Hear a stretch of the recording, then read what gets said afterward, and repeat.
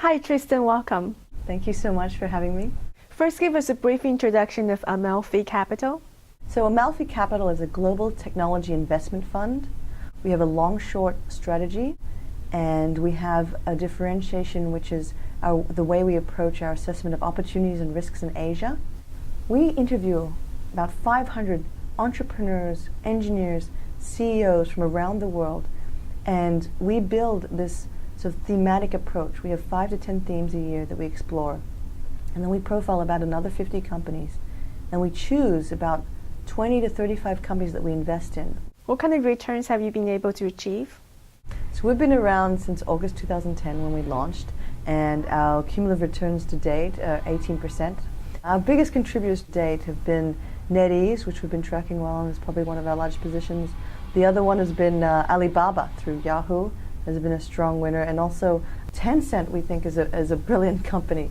They are also innovating themselves and creating their own content. Of course, with WeChat, they're really showing some strong innovation and sort of fast follower initiatives. Alibaba just bought 18% of Sina Weibo for $586 million, valuing Weibo at $3 billion. What do you think about the valuation? Is it fairly valued? Look, Weibo has almost 500 million users and still growing, albeit facing a lot of competition from Tencent's own Weixin. And I think the valuation compared to Twitter and perhaps the US comparables is probably modest.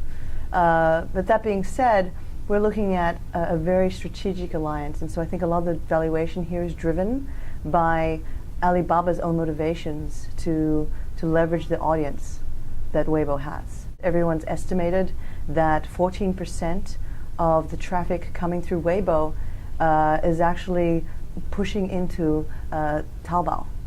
I think what we have here is a situation where Taobao has this opportunity to actually innovate around the conversations that are being had. And I think also the cultural values and becoming aware of different products and how people are becoming aware of products still hasn't been fully explored in China.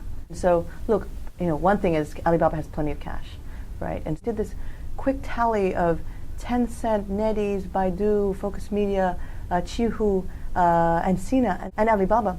The cash altogether is over $13 billion on their balance sheets. And I think that cash should go toward their own innovation. About 18% of options now, over 2010, 2011, 2012, were given to the Weibo management team as an incentive to build value in what was ostensibly a startup within the company. If you do have the chance to invest in a startup within your company that is going to create $3 billion worth of value, then that can be incredibly advantageous. One of the companies that you invested in is Alibaba Group. How do you think the Chinese e-commerce industry's competitive landscape is going to evolve in the next few years? The offline and the online worlds are going to meet in ways that are going to be incredibly challenging for management. Just for example, Suning acquired Red Baby.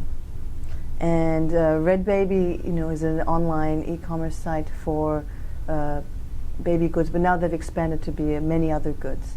And that entire business started off from catalog services to online to really doing sales calls and picking up phones of telephone ordering. And then they merged, and this in itself has experienced challenges just integrating the back-end systems. So I think you're going to see consumers who are probably a little confused. I think you're going to see some bad experiences, but I think to Alibaba and Taobao's advantage, they are ahead of the game, really ahead of the game, and really it's up to others to catch up, form alliances, and really try to take on the gorilla in the room. Thank you so much, Tristen. It's been a pleasure.